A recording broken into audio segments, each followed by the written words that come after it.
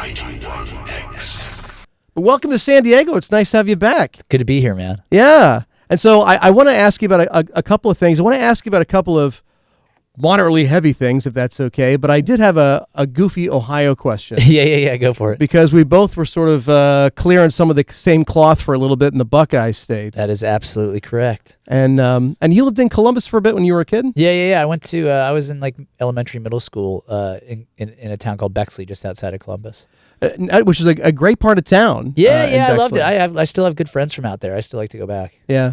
So let me ask you this. Do you recall a movie theater in Bexley, an old school single movie theater? the Drexel. The Drexel Theater. That's exactly. right. Yeah, I saw I think I saw Basketball Diaries there, much to my parents' frustration. My parents I think there was like two theaters in there, and there was like an art house. My parents went to see I don't know, like Last of the Mohicans or something. They went to see something. Right. I was like, I want to go see Basketball Diaries, and I think they just thought it was a movie about basketball. You know what I mean? And they came in and like at the end of the movie where it's like I forgot it was some like hellacious scene or something at the end, and they dragged my ass out of the movie theater. They took you out of the movie theater? They were like, I can't believe you stayed for this. I'd already gotten through the whole, that movie's amazing. But, yeah. I don't think your parents felt like the 10-year-old or 11 years old right. I was seeing it, yeah. Well, check this out, because a couple of years before that was out, that was where I saw Reservoir Dogs for the first time. And that was when, the movie had come out. No one knew anything about Quentin Tarantino or anything. Yeah. But it was so funny seeing it with kind of a Bexley crowd, and like a river runs through it. That Redford movie was playing next door. That sold out. So these folks are like, oh yeah, we saw Harvey Keitel in The Love Boat. We'll go see this. The Drexel Theater certainly doing some quality filmmaking here, and that was the only time I've ever seen a movie where people ran out of the movie theater. Really? God, that movie's amazing. It is amazing, yeah. But when folks, and it was the ear scene, and people, they went for the Basketball Diaries thinking it was a basketball film. You know what I mean? It's like, yeah. I'm glad to know the Drexel was continuing their legacy of challenging movies with the Basketball Diaries. I'm pretty sure there was another like a Drexel 2 up the street that was like a porn theater or something. You know what I mean? But I never went there, I swear. Right. That was the art house theater. Yeah, exactly.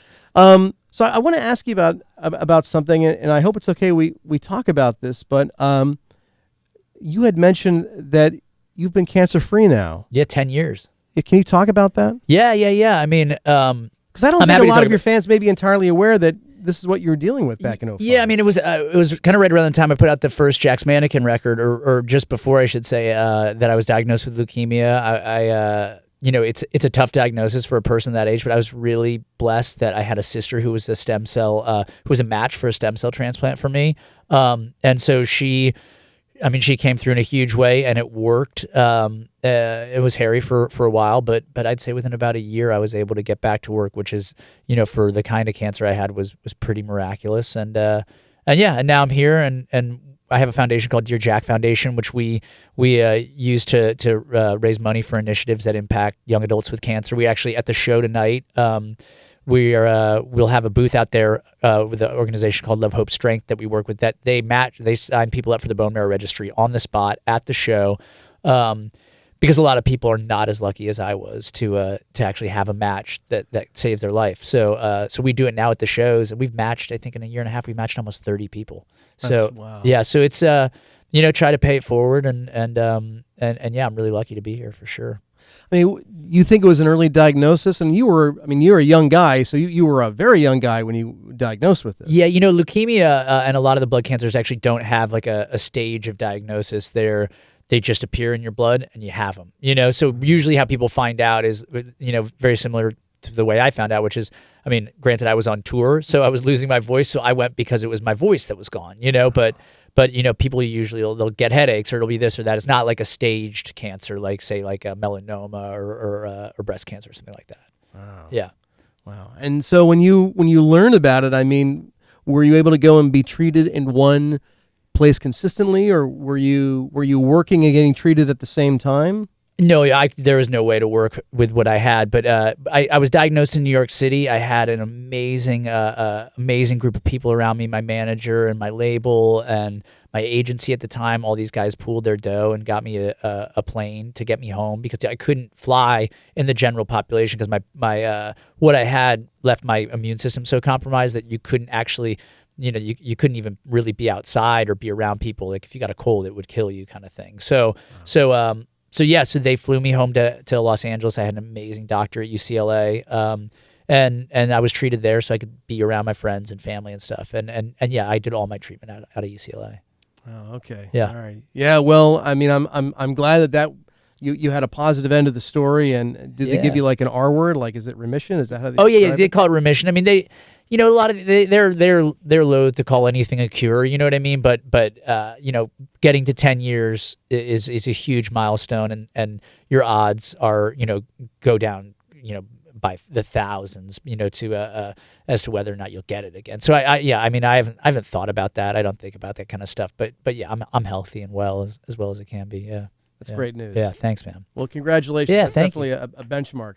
Well, let me ask you this, because I am intrigued as a this is the hokey question component of our chat, but I'm a wilderness advocate, and so I'm very intrigued by the name In the Wilderness. I mean, is this biblical stuff? Is this Jesus in the wilderness? No, God, no. Yeah, I mean, no. I mean, not that there's anything wrong with that. Well, just the whole idea of being in exile, so like the exile on Main Street sort of thing, or like a political party being in the wilderness. So kind of what they mean that. I think that's a fair. I mean, yeah, I think that's in some ways a fair assessment. I mean, for me, it really was the word represented this time of like huge transition for me. I grew up in bands out of Orange County, not far from here. I was in a band called Something Corporate and a band called Jack's Mannequin, and sort of like those bands were fed into like the major label system, and that's how I made music, and released music for over a decade, and I had gotten really burnt out on that system and that process. It always started strong, and then the way the music business works, people, by the time you're making your second record, everybody's been fired, and you have a whole new staff, and they're not the people who signed you. And I worked with great people. It's not to take anything away from it, but I was ready to sort of shake the tree and start over and do something different. And so I kind of moved on from the management I had and the label I had, and sort of struck out on my own and started working out of my garage. And like I managed myself for a year, and as I built up the strength to be like, I think I can make another record, I found a killer new manager and an independent label, and sort of surrounded myself with like a team of renegades, and that's really what the wilderness was for me. It was just like kind of starting from square one, and trying to do it a little scrappier, and really make sure it was focused and with people that I trusted, and that was the wilderness for me. I mean, would you also describe the wilderness maybe about how much the music business has changed since you really sort of came on the scene, as it were, with Something Corporate? Yeah, it's funny because a lot of people talk to me about that, and I mean, I just like everything, like from the day I was born, it's like my life has just been in constant flux. I moved every year or two since I was a kid. Every record label I went to turned into another record label the next year. I mean, so everything. Yeah, I'm used to change, and that doesn't bother me. And it's certainly a different. You gotta find new ways to survive out here making records. But I've always been really blessed to have killer fans who come to these shows and who listen to the music I make, and I try not to think too much about the business of it, other than like how do I get my stuff out there and heard by as many people as possible. But it's definitely, I mean, it's definitely wild. There's no question about that. Yeah.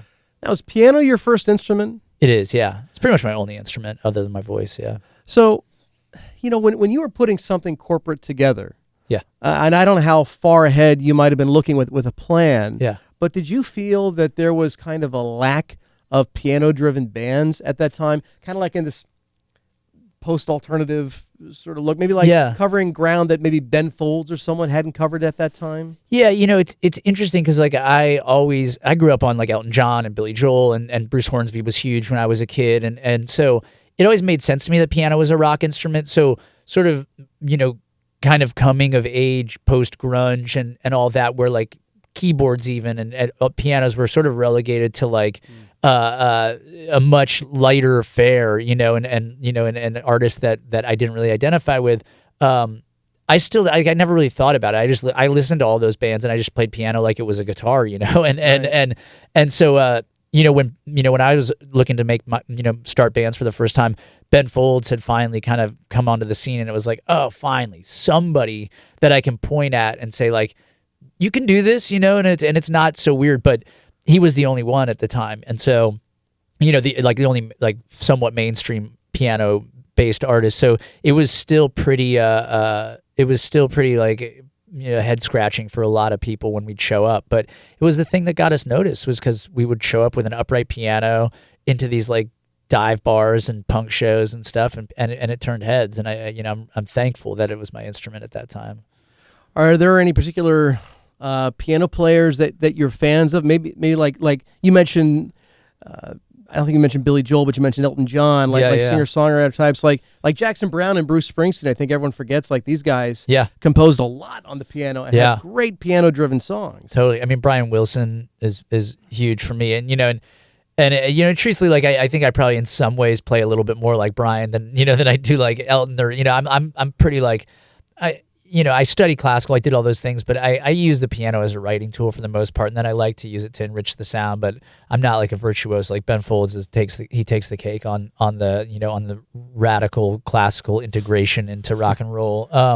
But yeah, I mean, there are tons of guys out there. Hornsby was huge for me. I to this day, going and listening to those Elton John records, it's like his stuff, it blows my mind, But yeah, I feel like there's a lot of, now that keyboards are okay again, there's a lot of really great acts with amazing piano players out there. Again, Ben plays for Jukebox the Ghost, who's like a really cool band that we've taken out on the road, and they're amazing. And our buddies Alan Stone, they've got 2 amazing keyboard players in their band that kill it. Yeah, there's a lot of good ones out there.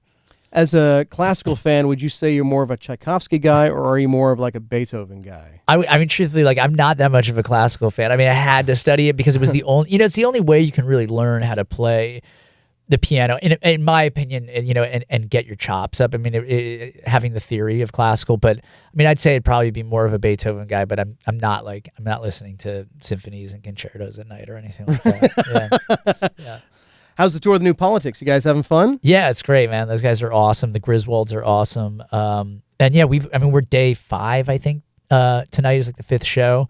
Everybody's kind of working out the kinks, and I feel like I feel like we're in a great rhythm already. And the show looks awesome. Both us and New Politics took out tons of production, and we're having a party every night. You're hitting your stride now with the 5th show. I think so. Yeah, I'm excited. It's nice to be. We did the LA show, which was awesome, but it's like, how those shows can be so intense. There's just people everywhere. You know what I mean? Everybody you work with shows up. So it's like San Diego is much more home for me. I live just 45 minutes from here. So it's kind of, tonight's like the night where my friends came down. And we're just going to kind of, you know what I mean? Have a couple beers after the gig. It's gonna be a good one. Yeah, I mean, I think the House of Blues here in town, it's really a terrific venue. Yeah. I love seeing shows there. It's one of my favorite House of Blues in the country, for sure. Yeah, I like it a lot. The one in Anaheim closed down, didn't it, I think? I think the one on Sunset closed down. Anaheim's still there, but yeah, I think they just bulldozed the Sunset location. I don't know what happened there. Like, it was like a good riddance moment, I guess. But yeah, no, this one's fun. We did it last year. It was actually the first day of the tour we released our record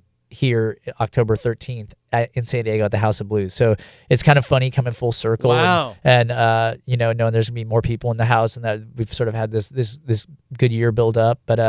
But yeah, I mean, I think there are still a few tickets left. So if anybody wants to come out, they ought to. Yeah, there are still tickets available for the show, and that's gonna be happening tonight. Andrew McMahon in the Wilderness with New Politics. If you don't have plans for tonight, now you do. Head on out to the show. It's going to be a lot of fun, a lot of good melodies, and congratulations on the album. Thanks, man. I appreciate you having me out, man. Glad to be here. Nice having you here. 91